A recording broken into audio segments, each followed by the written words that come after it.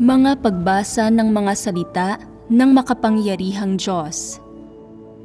Paglalantad sa mga Antikristo.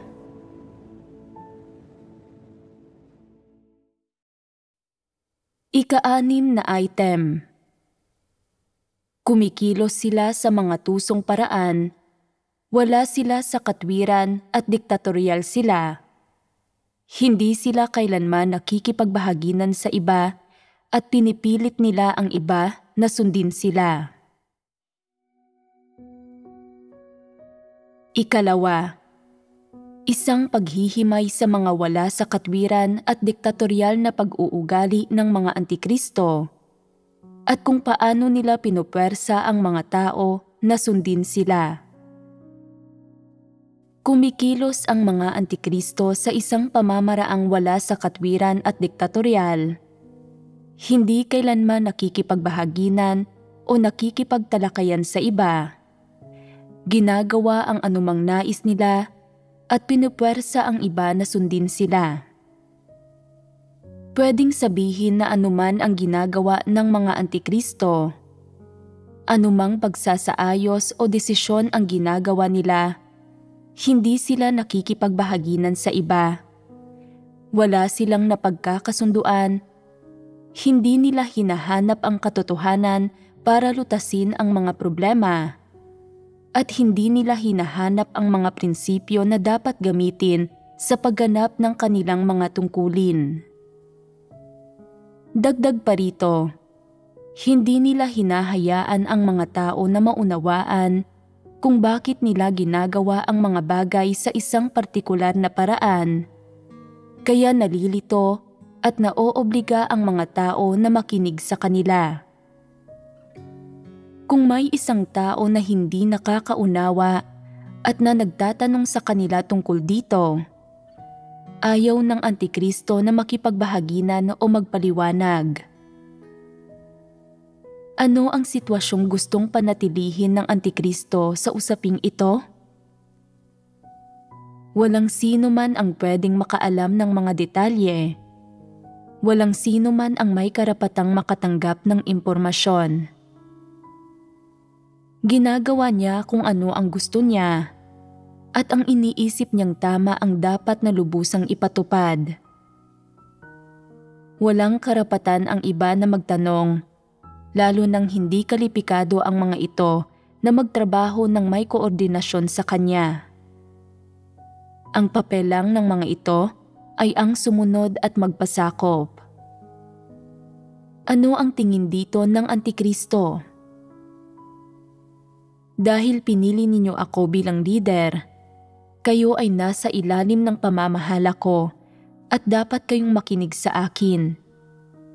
Kung ayaw ninyong makinig sa akin, dapat ay hindi ninyo ako pinili. Kung pipiliin ninyo ako, dapat makinig kayo sa akin. Ako ang may huling salita sa lahat ng bagay. Sa mga mata niya, ano ang relasyon sa pagitan niya at ng mga kapatid? Siya ang nag-uutos. Hindi pwedeng suriin ng mga kapatid kung ano ang tama at mali.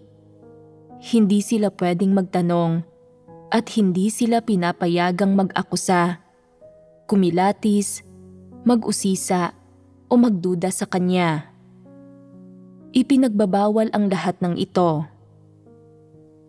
Kailangan lang ng Antikristo na magmungkahi ng mga plano, pahayag at pamamaraan at dapat pumalakpak ang lahat ng tao at sumang-ayon ng hindi nagtatanong. Hindi ba't medyo mapilit ito? Anong uri ng taktika ito? Ito ay wala sa katwiran at diktatorial. Anong uri ng disposisyon ito? Malupit. Sa panlabas, ang wala sa katwiran ay tumutukoy sa paggawa ng mga desisyon ng mag-isa ng may huling salita. At ang ibig sabihin ng diktatorial ay pagkatapos maghusga o magdesisyon ng mag-isa, dapat ipatupad ito ng lahat ng tao nang walang karapatang magkaroon ng mga naiibang opinyon o pahayag o kahit magtanong. Ang ibig sabihin ng pagiging wala sa katwiran at diktatoryal ay kapag humaharap sa isang sitwasyon, pinag-iisipan at isinasaalang-alang niya mismo ito bago siya magpapasya kung ano ang gagawin. Nagsasarili siyang nagpapasya ng hindi nakikita ng iba tungkol sa kung paano dapat gawin ang mga bagay-bagay nang walang mungkahi ng sinuman.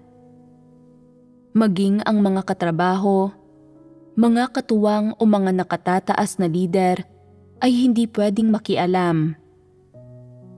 Ito ang ibig sabihin ng pagiging wala sa katwiran at diktatoryal. Anumang sitwasyon ang harapin nila, ang mga kumikilos ng ganito ay palaging nagpapatuloy sa pamamagitan ng pagmumuni-muni sa mga bagay-bagay at maingat na pag-iisip nang hindi kailanman nakikipagtalakayan sa iba. Iniisip nila ang ganito at ganyan sa mga utak nila, pero walang nakakaalam kung ano ba talaga ang iniisip nila. Bakit walang nakakaalam? Dahil hindi nila sinasabi. Pwedeng isipin ng ilang tao na ito ay dahil lang sa hindi sila madaldal, pero iyon ba talaga ang kaso? Wala itong kinalaman sa personalidad. Ito ay intensyonal na pagpapasya na hindi malaman ng iba. Gusto nilang gawin ang mga bagay-bagay ng sila lang. May mga sarili silang kalkulasyon. Ano ang kinakalkula nila? Umiikot ang mga kalkulasyon nila sa mga sarili nilang interes, katayuan, kasikatan, pakinabang at katanyagan. Pinag-iisipan nila kung paano sila makakakilos para sa sarili nilang kapakanan, kung paano nila mapoprotektahan mula sa kapahamakan ang katayuan at reputasyon nila, kung paano sila makakakilos nang hindi sila nahahalata ng iba, at ang napakahalaga, kung paano nila maitatago mula sa itaas ang mga kilos nila. Umaasa na sa kalaunan ay makakatanggap sila ng pakinabang nang walang ibinubunyag na anumang kapintasan kanino man. Iniisip nila, kung magkakaroon ako ng panandaliang pagkakamali at may masasabi akong mali, mahahalata ako ng lahat. Kung may isang taong magsasalita ng hindi inaasahan at isusumbong ako sa itaas, pwede akong palitan ng itaas at mawawala sa akin ang katayuan ko. Bukod dito, kung palagi akong makikipagbahaginan sa iba, hindi ba't mahahalata ng lahat ang limitado kong abilidad? Bababa kaya ang tingin ng iba sa akin? Ngayon, sabihin ninyo sa akin, kapag talagang nahalata sila, magiging mabuti ba iyon o masama? Sa totoo lang, para sa mga taong naghahangad sa katotohanan, para sa mga taong matapat, hindi gaanong mahalaga ang mahalata at medyo mapahiya o masiraan ng reputasyon. Parang hindi sila gaanong nag-aalala tungkol sa mga bagay na ito. Parang hindi nila gaanong namamalayan ang mga ito at hindi nila masyadong binibigyan ng halaga ang mga ito. Pero ang mga antikristo ay ang eksaktong kabaligtaran. Hindi nila hinahangad ang katotohanan at itinuturing nila ang katayuan nila at ang pagtingin at saloobin ng iba tungkol sa kanila bilang mas mahalaga pa kaysa sa mismong buhay. Napakahirap hingin sa kanila na sabihin ang naiisip nila o ang katotohanan. Baka hindi maging sapat kahit ang pag-aalok ng maraming pakinabang. Kung hihingin sa kanilang ibunyag ang mga sekreto nila o ang mga pribadong bagay, lalo nang mas mahirap iyon. Baka nga hindi nila ito gawin kahit pabuhay nila ang maging kapalit. Anong uri ng kalikasan ito? Matatanggap ba ng ganitong tao ang katotohanan? Maliligtas ba sila? Talagang hindi. Kung tutuusin, hindi mababago ng isang leopardo ang mga batik nito. Binibigyan ng espesyal na importansya ng mga antikristo ang kanilang pagpapahalaga sa sarili, katayuan, reputasyon, at ang anumang makakapagpanatili ng kapangyarihan nila. Nakikipagbahaginan ka sa kanila.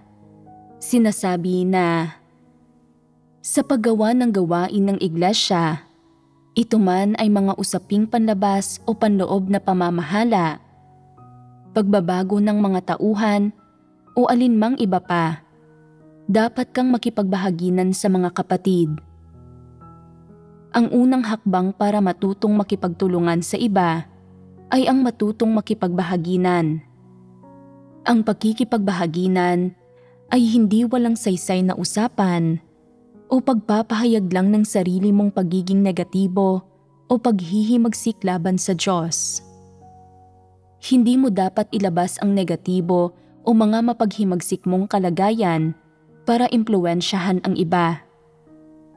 Ang pangunahing punto ay ang magbahagi tungkol sa kung paano makakahanap ng mga prinsipyo sa mga salita ng Diyos at mauunawaan ang katotohanan. Gayunpaman, gaano ka man magbahagi ng katotohanan, hindi sila nito matitinag at hindi nito mapapabago sa kanila ang kanilang mga prinsipyo at direksyon sa pagkilos at pag-asal. Anong uri ng disposisyon ito?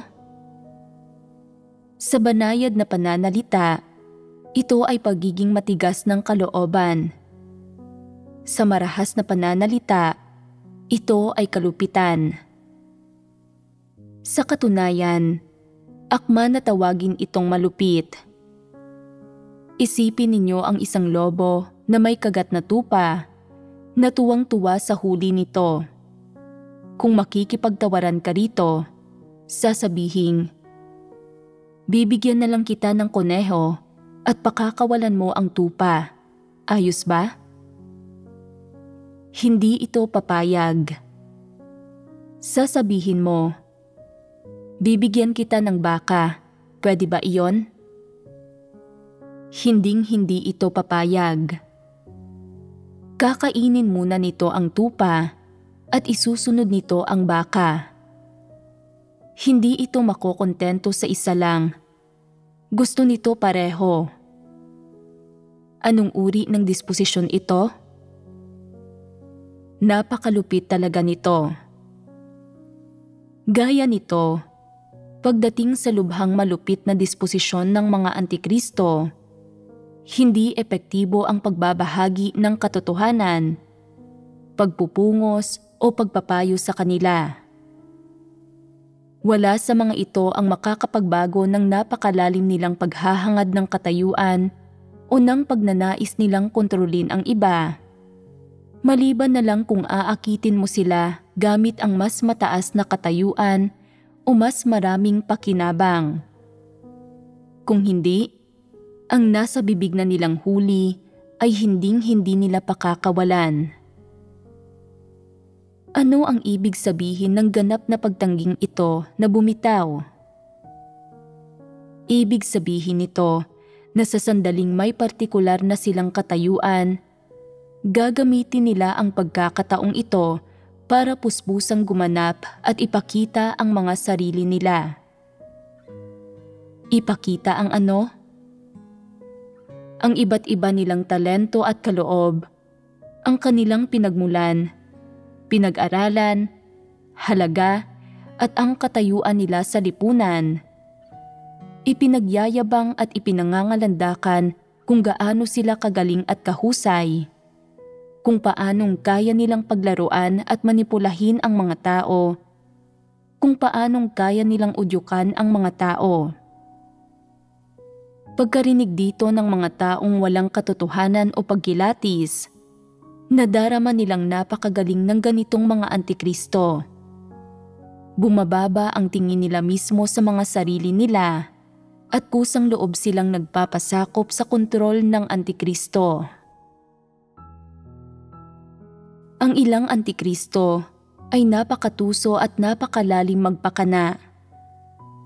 Kinakapitan nila ang isang kataas-taasang satanikong pilosopiya na maging madalang magsalita sa anumang sitwasyon at huwag agad magpahayag ng paninindigan nila sa anumang sitwasyong kinakaharap nila. Magsalita lang kapag talagang napilitang gawin ito. Buong ingat lang nilang inoobserbahan ang kilos ng lahat ng tao, na tila ba ang layo nila ay ang lubusang maunawaan at makita ng malinaw ang mga tao sa paligid nila bago sila magsalita o kumilos. Tinutukoy muna nila kung sino ang pwede nilang maging biktima at katulong, at kanino sila kailangang mag-ingat bilang kanilang kalabang politikal.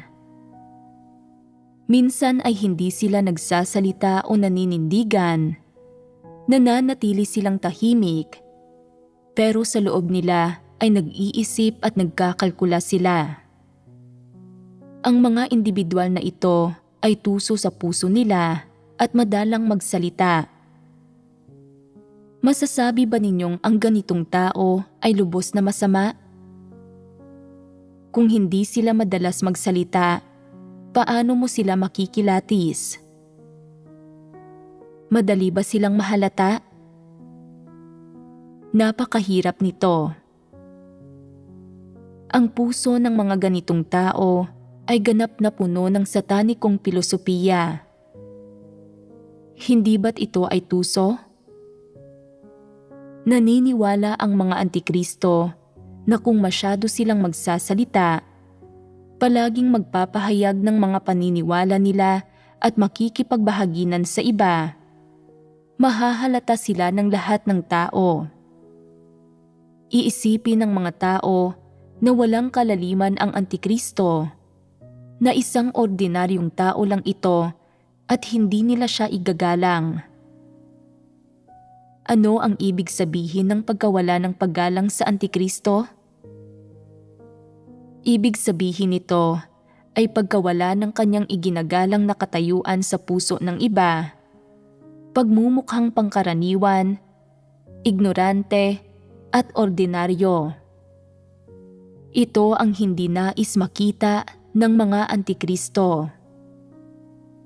Sa makatwid, kapag nakikita niya ang ibang tao sa iglesia na palaging nagtatapat at umaamin ng kanilang pagiging negatibo, paghihimagsik laban sa Diyos, mga pagkakamaling ginawa nila kahapon, o ang hindi matiis na sakit na nadarama nila sa hindi pagiging matapat ngayon, itinuturing ng antikristo ang mga taong ito na hangal at walang muwang dahil hindi niya mismo kailanman inaamin ang mga ganitong bagay.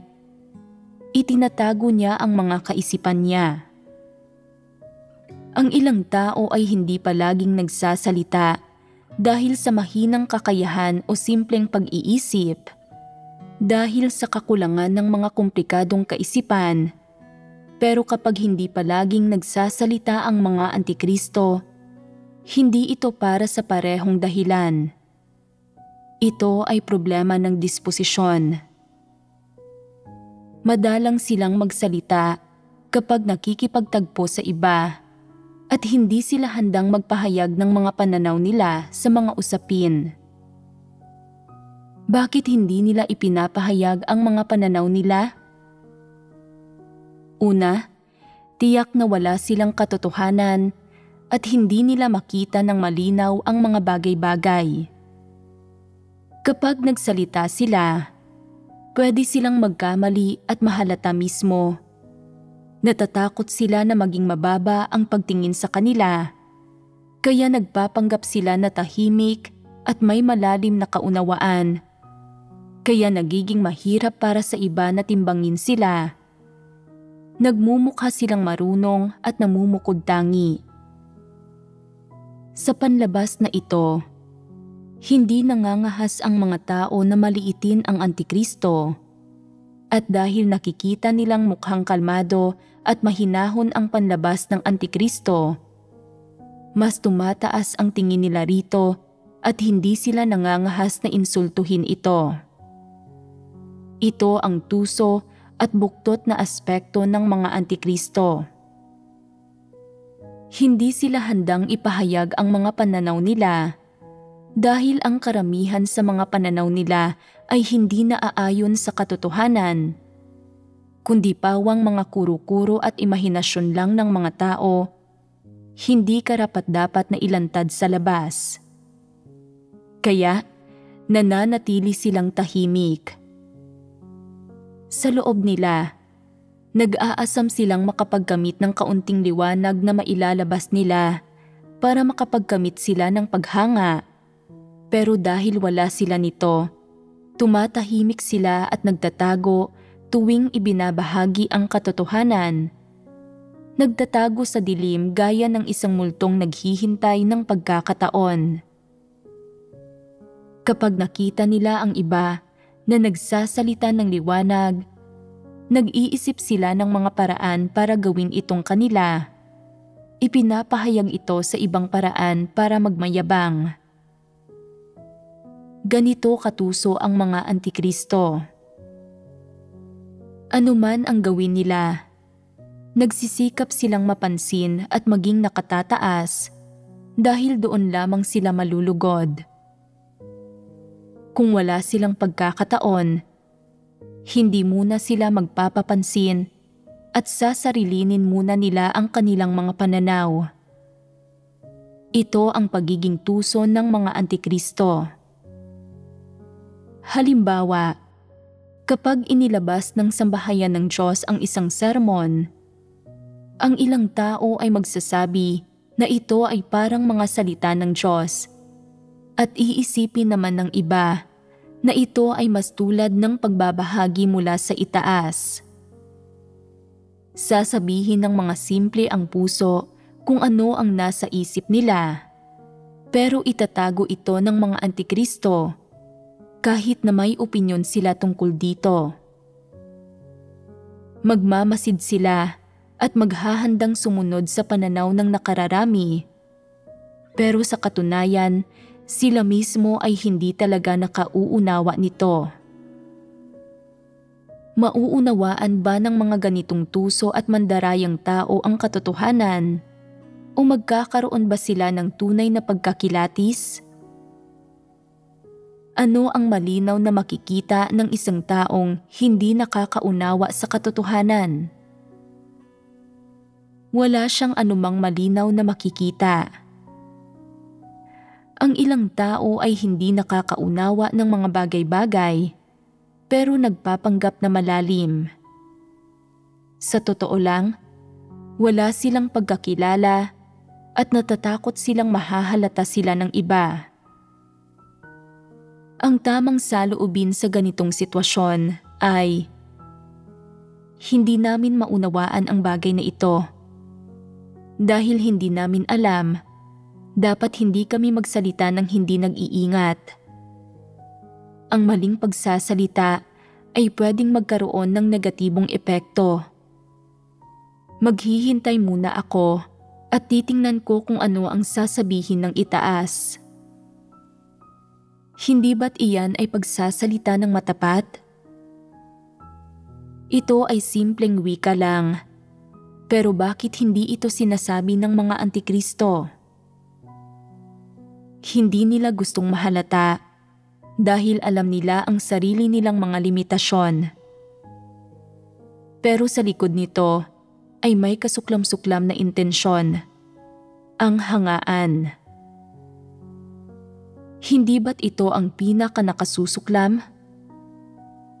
Pagkatapos magsalita ng lahat ng tao, matapos makita na sinasabi ng karamihan na ito ay mga salita ng Diyos at may ilang nagsasabing hindi, nadarama rin ng Antikristo na ang sermon ay maaaring hindi mga salita ng Diyos, pero hindi niya ito sasabihin ng tahasan. Sasabihin niya, "Hindi ko pwedeng madaliin ang paghusga sa bagay na ito. Sasang-ayon ako sa nakakarami." Hindi niya aamining wala siyang kabatiran. Sa halip ay gagamitin niya ang pamamaraang ito para magpanggap at magtago, habang iniisip na napakarunong niya, na napakagaling ng kanyang mga pamamaraan.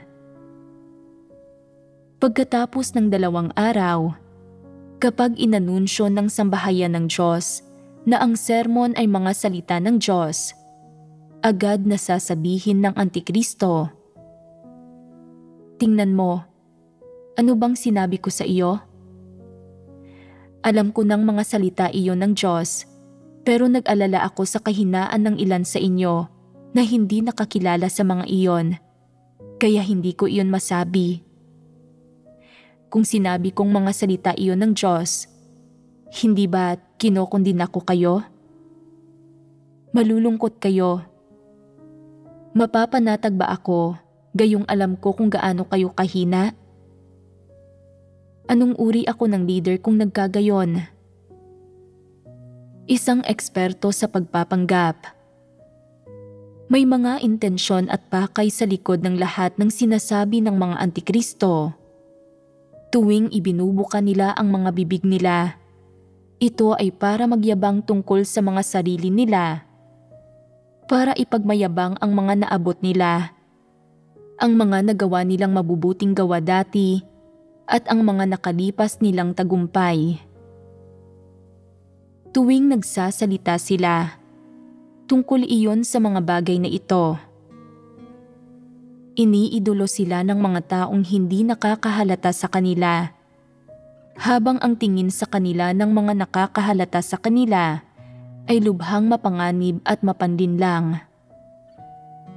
Hindi kailanman aamin ang Antikristo sa mga pagkukulang nito. Palihim na kumikilos ang mga Antikristo at malabo sila kung magsalita.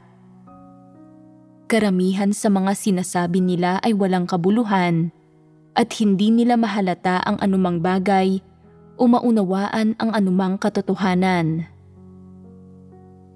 Ang mas masahol pa, nagpapanggap sila na nauunawaan nila ang katotohanan kahit na wala silang nauunawaan, at gusto nilang makisali sa lahat ng bagay. Gusto nilang sila ang magpasya at ang magkaroon ng huling salita sa lahat ng usapin, na iniiwan ang mga tao sa paligid nila na walang anumang karapatang makaalam. Anong sitwasyon ang kahihinatnan nito sa huli?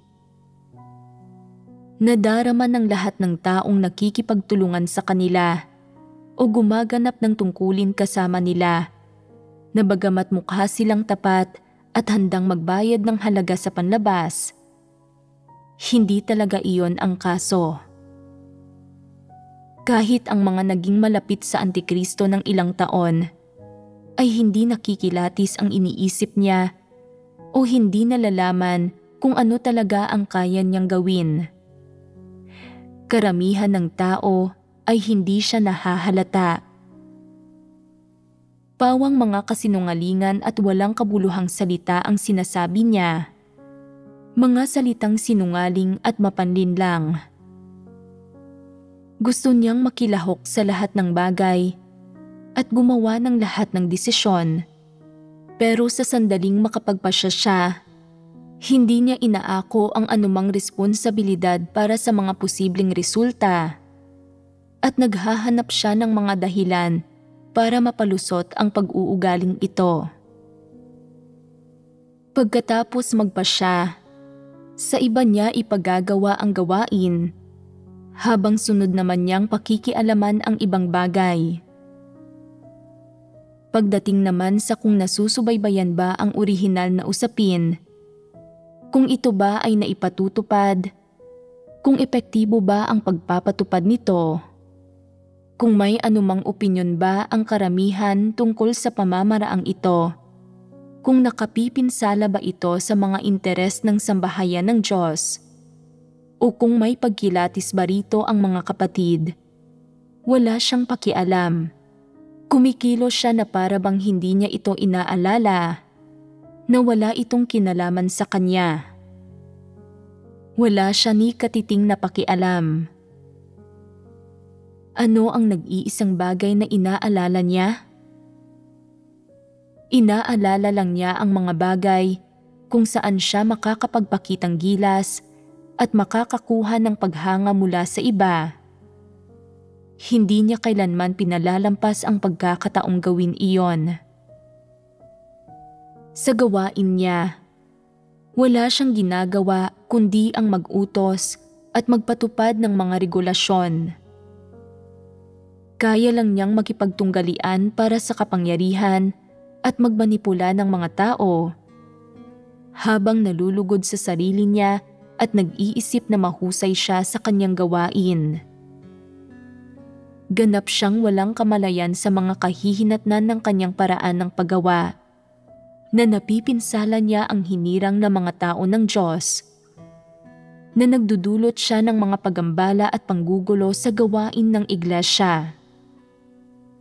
Hinahadlangan niya ang pagpapatupad ng kalooban ng Diyos at sinusubukan niyang magtatag ng kanyang nagsasariling kaharian.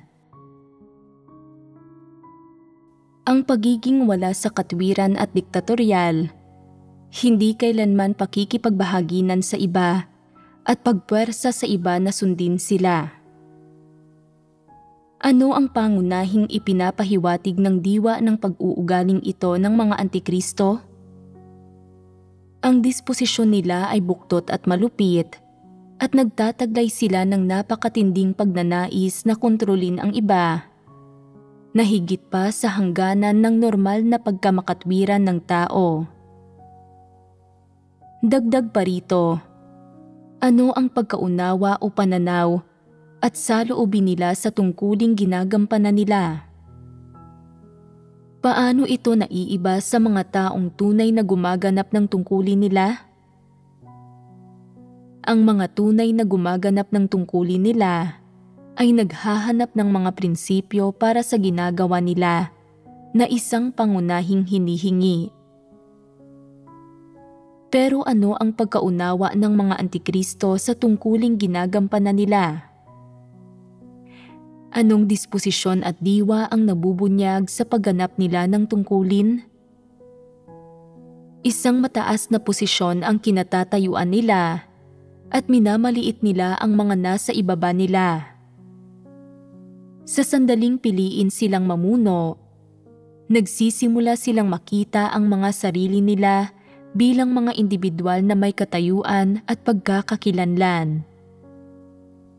Hindi nila tinatanggap ang tungkulin nila mula sa Diyos. Sa sandaling makamit nila ang isang partikular na posisyon, nararamdaman nila na importante ang katayuan nila, na malaki ang kapangyarihan nila, at kakaiba ang pagkakakilanlan nila.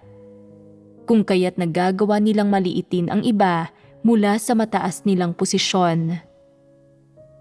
Kasabay nito, iniisip nila na makapag-uutos sila at makakikilos sila ayon sa sarili nilang kaisipan at na hindi nila kailangang magkaroon ng anumang pag-aalinlangan na gawin ito. Iniisip nila na pwede nilang gamitin ang pagkakataon na gumanap ng tungkulin para matugunan nila ang pagnanais nila sa kapangyarihan, para matugunan ang pagnanais at ambisyon nilang mamahala at mamuno sa iba ng may kapangyarihan.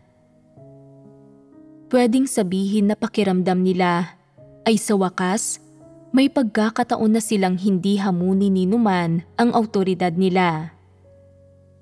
Sinasabi ng ilan, ang mga pagpapamalas ng mga Antikristo ay pagiging wala sa katwiran at diktatorial at hindi kailanman pakikipagbahaginan sa iba. Kahit na may disposisyon at pagpapakita din ng mga Antikristo ang aming lider, madalas siyang nakikipagbahaginan sa amin. Ibig sabihin ba niyan ay hindi siya Antikristo?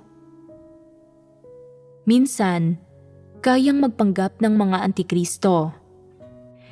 Pagkatapos ng isang beses na pakikipagbahaginan sa lahat ng tao at pag-unawa at pag-arok sa mga kaisipan ng lahat ng tao, pagtukoy kung sino ang umaayon sa kanila at sino ang hindi, kinakategorya nila ang mga ito.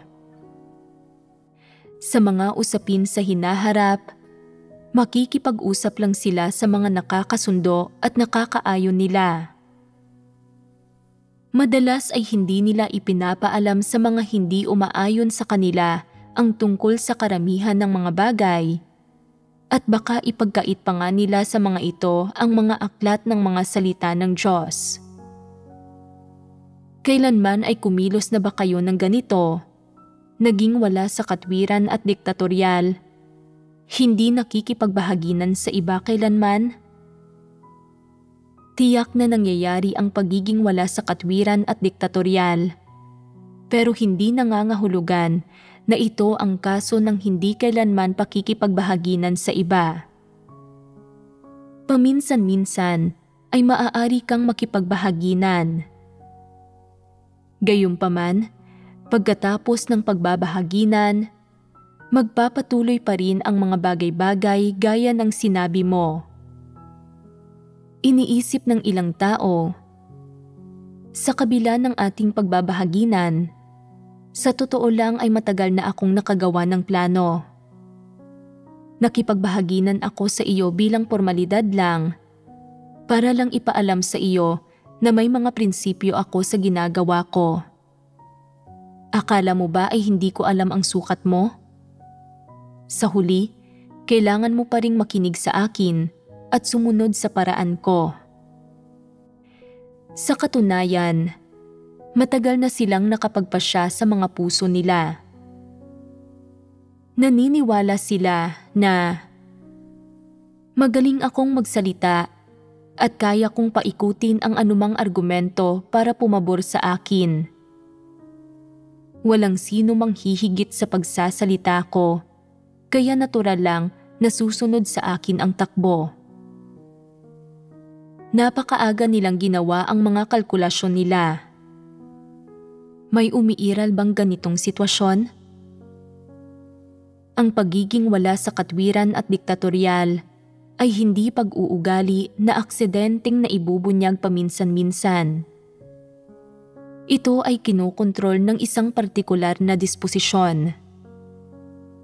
Maaaring hindi ito mukhang pagiging wala sa katwiran at diktatorial sa kanilang paraan ng pananalita o pagkilos, pero mula sa disposisyon nila at kalikasan ng mga kilos nila, talagang wala sa katwiran at diktatorial sila.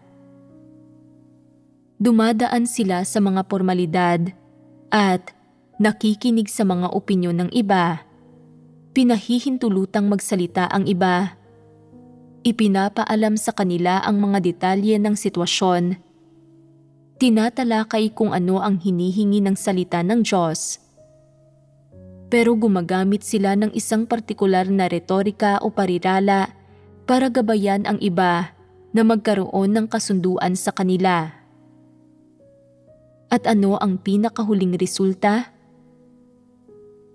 Nabubuo ang lahat ng bagay ayon sa plano nila. Ito ang kanilang mapanirang aspekto. Ito rin ay tinatawag na pagpuwersa sa iba na sundin sila. Ito ay isang uri ng banayad na pamimilit. Iniisip nila, hindi ka nakikinig, tama? Hindi mo nauunawaan, tama? Hayaan mo akong magpaliwanag. Sa pagpapaliwanag, hinahabi at pinaiikot-ikot nila ang mga salita nila. Inaakay nila ang iba sa lohika nila. Pagkatapos akayin ang mga tao kung saan-saan, nakikinig ang mga ito at iniisip na, tama ang sinasabi mo. Magsasagawa kami gaya ng sinasabi mo. Hindi na kailangan pang maging masigasig. At nalulugod ang Antikristo. Hindi makilatis ng karamihan sa mga tao ang mga salita nila. May pagkilatis ba kayo? Ano ang dapat ninyong gawin kapag naharap kayo sa ganitong sitwasyon? Halimbawa, kapag naharap ka sa isang bagay, nadarama mong may problema. Hindi mo matukoy ang mismong problema sa panahong iyon, pero nadarama mong pinupwersa kang sumunod. Ano ang dapat mong gawin kung gayon? Dapat kang humanap ng mga nauugnay na prinsipyo, humanap ng paggabay mula sa itaas, o makipagbahaginan sa tinutukoy na individual. Dagdag dito, ang mga nakakaunawa sa katotohanan ay pwedeng sama-samang talakayin at pagbahaginan ang usaping ito. Minsan, papahintulutan ka ng gawain at gabay ng banal na espiritu na maunawaan ang mga problema sa mga mungkahi o teoryang inilalabas ng mga antikristo o ng mga tumatahak sa landas ng mga antikristo at ang mga itinatago nilang motibo. Sa pamamagitan ng pakikipagbahaginan sa isa't isa, pwede kang makaunawa. Pero baka hindi ka nakikipagbahaginan, sa halip ay iniisip mong, hindi ito malaking issue. Hayaan mo siyang gawin ang gusto niya. Total, hindi naman ako ang pangunahing responsable. Hindi ko kailangang mag-abala sa mga bagay na ito. Hindi ako mananagot kung may mangyaring mali. Siya ang papasa nito. Anong uri ng pag-uugali ito? Ito ay pagiging hindi tapat sa iyong tungkulin. Hindi ba't ang pagiging hindi tapat sa tungkulin ay pagkakanulo sa mga interes ng sambahayan ng Diyos? Ito ay parang si Judas. Kapag nahaharap sa mapang-aping kapangyarihan, maraming tao ang nauuwi sa pakikipagkompromiso at pakikisama sa mga nagtataglay ng kapangyarihang ito na isang pagpapamalas ng pagiging hindi tapat sa kanilang tungkulin. Nahaharap ka man sa isang antikristo o sa isang taong walang ingat na kumikilos at pumupwersa sa iyong sumunod sa kanya. Ano ang mga prinsipyong dapat mong piliing itaguyod? Anong landas ang dapat mong tahakin? Kung nadarama mong ang ginagawa mo ay hindi tumataliwas o lumilihis sa mga salita ng Diyos at sa mga pagsasaayos ng gawain, dapat kang manindigan. Ang pagkapit sa katotohanan ay tama at sinasang-ayunan ng Diyos. Pero ang pagyuko at pakikipagkompromiso kay Satanas sa mga buktot na puwersa, sa masasamang tao, ay ugali ng pagkakanulo. Ito ay masamang gawa na kinamumuhian at isinusumpa ng Diyos. Kapag nakaharap ng mga antikristo ang isang taong nakikipagtalo sa kanila, madalas nilang sinasabi, "Ako ang may huling salita sa usaping ito at dapat itong gawin sa paraan ko. Kapag may maling nangyari, ako ang aako ng responsibilidad." Anong disposisyon ang kinakatawan ng pahayag na ito? Maaari bang magkaroon ng normal na pagkatao ang taong nagsasalita at nagsasagawa ng ganito? Bakit nila pinupwersa ang iba na sundin sila?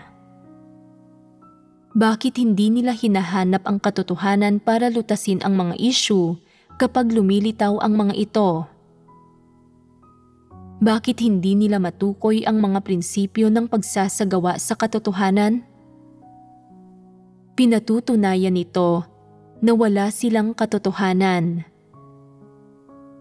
Natutukoy ba ninyo ang problema sa pahayag na ito? Ang pagsasabi ng mga ganitong bagay ay sapat na para patunayan na taglay nila ang disposisyon ng isang antikristo. Ito ay pag-uugali ng isang antikristo. Gayunpaman, ang mastusong antikristo Sa takot na makilatis ng iba, ay dapat magsalita ng ilang bagay na sinasang-ayunan ng lahat at na mukhang tama para makamit nito ang layo nitong ilihis ang mga tao at magkaroon ng mapanghahawakan. Pagkatapos, pag-iisipan nito kung paano kontrolin ang hinirang na mga tao ng Diyos. Dapat marami ang mga pagpapamalas ng mga antikristo ng pagiging wala sa katwiran at diktatorial. Dahil ang ganitong uri ng pag-uugali, disposisyon at kalidad ay makikita sa bawat tiwaling tao, lalo na sa mga antikristo. May naiisip ba kayong ilang halimbawa kung saan naging wala sa katwiran at diktatorial kayo? Halimbawa, kung sasabihin ng isang tao na bagay sa iyo ang maikling buhok at sasabihin mong, "Ano ang maganda sa maikling buhok? Mas gusto ko ang mahabang buhok at gagawin ko kung anong gusto ko." Wala sa katwiran at diktatorial ba ito? Iyan ay personal na kagustuhan lang, isang parte ng normal na pagkatao. Gusto ng ilang tao na magsuot ng salamin kahit na hindi naman malabo ang paningin nila sa malayo. Kung may mga taong manghuhusga sa kanila, magsasabi sa kanila na, "Gusto mo lang pumorma. Hindi mo naman talaga kailangan ng salamin." At tutugon sila, "Ano naman kung ganoon nga ako? Susuotin ko pa rin ito." Wala sa katwiran at diktatorial ba ito? Hindi. Personal na kagustuhan ito. At sa pinakamalala na ay pagiging sutil at walang anumang problema sa kanilang disposisyon. Maaaring tumigil silang magsuot ng salamin pagkatapos ng ilang araw kung gugustuhin nila. Kung gayon, ano ang pangunahing bumubuo sa pagiging wala sa katwiran at diktatorial? Pangunahing may kinalaman dito ang landas na tinatahak ng isang tao, ang disposisyon niya, at ang mga prinsipyo at motibasyon sa likod ng mga kilos niya. Halimbawa, sa pagsasama ng mag-asawa, kung saan mahilig ang asawang lalaki sa mga kotse at may 20,000 yuan lang ang pamilya, at humiram ang asawang lalaki ng pera mula sa kung saan man pwede para bumili ng kotseng hindi naman nila kailangan sa halagang 200,000 yuan, kung kaya't hindi na makakabili ng pagkain ang pamilya at hindi man lang alam ng asawang babae ang tungkol sa binili. Ang asawang lalaki ba ay naging wala sa katwiran at diktatorial? Ito nga ay pagiging wala sa katwiran at diktatorial. Ang ibig sabihin ng pagiging wala sa katwiran at diktatorial ay hindi pagsasaalang-alang sa mga damdamin, kaisipan, opinyon, saloobin, o pananaw ng iba, pagtutuon lang sa sarili. Sa madaling salita, sa pang-araw-araw na buhay, ibig sabihin nito ay pagpapalugod sa mga kasiyahan at pagnanais ng laman, pagpapalugod ng pagiging makasarili ng isang tao, at kapag may kasangkot ng tungkulin, tumutukoy ito sa pagpapalugod ng ambisyon at pagnanais ng isang tao na maghangad ng katayuan at kapangyarihan. Narito ang isang halimbawa. May isang bahay ang iglesia at kailangang magtayo ng kalye katabi nito. Ang tamang lapad ng kalye ay dapat batay sa sukat ng bahay at bakuran. Parehong nilalayon ang kagandahan nito at ang praktikalidad nito. Sa lawak ng espasyo ng bahay at bakurang ito, kailangang hindi bababa sa 2 metro ang lapad ng kalye. Sinabi ng nangangasiwa, "Nagpasya na ako. Gagawin natin itong 1 metro ang lapad. Sinabi ng iba, maraming taong pumapasok at lumalabas dito araw-araw at minsan may mga dala kaming bagay. Hindi pwede ang 1 metro, masyadong makipot. Pero ipinilit ng nangangasiwa ang sarili niyang pananaw at hindi siya bukas sa talakayan. Pagkatapos nito, nakita ng lahat ng tao na napakakipot ng kalye. Hindi ito akma sa bahay at bakuran at hindi praktikal. Kailangan itong ulitin na nauwi sa pag-ulit ng gawain. Pagkatapos ay nagreklamo ang lahat tungkol sa taong ito. Ang totoo, bago magsimula ang paggawa ng kalye, may ilang tao nang tumutol. Pero hindi sumang-ayon ang taong ito at ipinilit niya ang sarili niyang pananaw. Pinupwersa ang iba na gawin ang mga bagay-bagay ayon sa mga kagustuhan niya, na nagdulot ng mga ganitong kahihinatnan. Bakit hindi matanggap ng taong ito ang mga mungkahi ng iba? Kapag may mga nagkakaibang opinyon, bakit hindi niya maisaalang-alang ang lahat ng aspekto at mahanap ang tamang pamamaraan? Kung walang sino mang makakausap, ayos lang na gumawa ng sariling desisyon. Pero ngayon na may mga taong makakausap at may mas magagandang mungkahi, bakit hindi niya matanggap ang mga ito? Anong uri ng disposisyon ito? May 2 o higit pang posibilidad. Ang isa ay na hindi nag-iisip ang taong iyon o magulo ang kanyang isip. Ang isa pa ay na masyadong mayabang at nagmamagaling ang disposisyon niya. Palagi niyang nararamdaman na tama siya. Hindi niya kayang tanggapin ang sinasabi ng iba gaano man ito katama. Napakayabang nito na nagdudulot ito ng pagkawala ng katwiran. Ibinunyag ng ganito kasimpleng usapin ang disposisyon niya. Ang labis na kayabangan ay nagdudulot ng pagkawala ng pagkamakatwiran. Ano ang ibig sabihin ng pagkawala ng pagkamakatwiran? Anong uri ng bagay ang walang pagkamakatwiran? Walang pagkamakatwiran ang mga hayop. Kung walang pagkamakatwiran ang isang tao, hindi siya naiiba sa isang hayop. Walang kakayahan ang isip niya na humusga at wala itong pagkamakatwiran. Kung naging napakayabang na ng isang tao na nawala na siya ng katwiran at wala na siyang pagkamakatwiran, hindi ba't kapareho lang siya ng mga hayop? Ganoon nga talaga siya. Ang ibig sabihin ng kawalan ng pagkamakatwiran ng tao ay hindi siya tao. May taglay bang ganitong pagkamakatwiran ang mga antikristo? Lalo nang wala nito ang mga antikristo.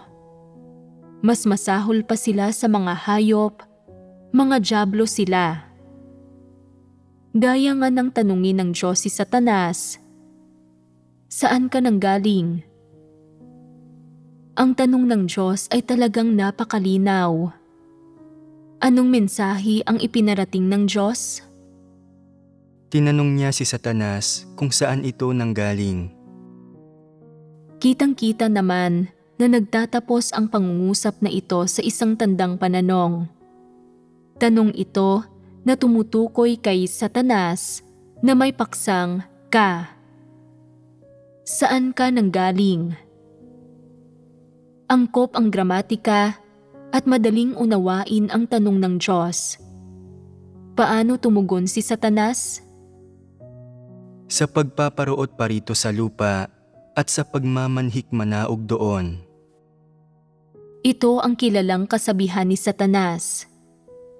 Nagpapakita ba ng anumang pagkamakatwiran ang sagot ni Satanas? Wala itong pagkamakatwiran. Nang tanungin muli ito ng Diyos kung saan ito nanggaling, inulit lang nito ang parehong sagot na para bang hindi nito nauunawaan ang mga salita ng Diyos. Kaya bang maunawaan ng mga tao ang sinabi ni Satanas? May anumang pagkamakatwiran ba ang pananalita nito? Wala itong pagkamakatwiran. Kung gayon, nakakaunawa ba ito ng katotohanan? Kahit sa ganito kasimpleng tanong mula sa Diyos, tumugon ito ng ganoon. Lalo nang hindi nito kayang maunawaan ang mga katotohanang sinasabi ng Diyos. Pwedeng sabihin na wala ring pagkamakatwiran ang mga antikristo. Ang lahat ng kumikilos ng tuso, hindi nakakaunawa sa mga salita ng Diyos o sa katotohanan, ay hindi makatwiran. Gaano karami man ang sinasabi mo tungkol sa pagsasagawa ng katotohanan, pagkilos ng ayon sa mga prinsipyo, at paghahanap ng mga prinsipyo at pakikipagbahaginan sa iba habang gumaganap ng tungkulin, na sinasabi nilang nauunawaan at nalalaman nila. Pagdating sa pagkilos, hindi nila isinasapuso ang mga salita mo at ginagawa lang nila ang gusto nila. Ito ay makademonyong kalikasan. Ang mga may ganitong makademonyong kalikasan ay hindi nakakaunawa sa katotohanan at walang pagkamakatwiran. Ano ang pinaka hindi makatwiran at walang kahihiyang aspekto nila? Nilikha ng Diyos ang mga tao at pinipili ng Diyos ang mga tao at dinadala niya sila sa harap niya para sa anong layunin. Ito ay para ipaintindi at ipaunawa sa mga tao ang mga salita ng Diyos, para ipatahak sa kanila ang tamang landas sa buhay gaya ng idinirekta ng Diyos. At sa huli ay matukoy nila kung alin ang tama at mali, kung alin ang mga positibo at negatibong bagay. Ito ang nilalayon ng Diyos. Sa ganitong paraan, ang mga sumusunod sa Diyos ay bumubuti ng bumubuti. At saan aabot ang pagiging di makatwiran ng mga antikristo? Iniisip nila, O Diyos, dinadala mo ang mga tao sa harapan mo, kaya iyan din ang gagawin ko. Pwede kang pumili ng mga tao at mamatnugot at mamuno sa kanila, kaya ganyan din ang gagawin ko. Napapasakop mo ang mga tao at napapakinig mo sila sa iyo. Nakakapagbigay ka ng mga direktang utos at napapasunod mo sila sa sinasabi mo, kaya ganyan din ang gagawin ko. Hindi ba't di makatwiran ito? Hindi ba't ang ibig sabihin ng pagiging di makatwiran ay wala silang kahihiyan? Sa iyo ba ang mga tao? Dapat ka ba nilang sundin? Bakit sila dapat makinig sa iyo? Isa ka lang sa mga napakaliliit na nilikha. Bakit ka nangangarap maging higit sa lahat? Hindi ba't pagiging di makatwiran ito?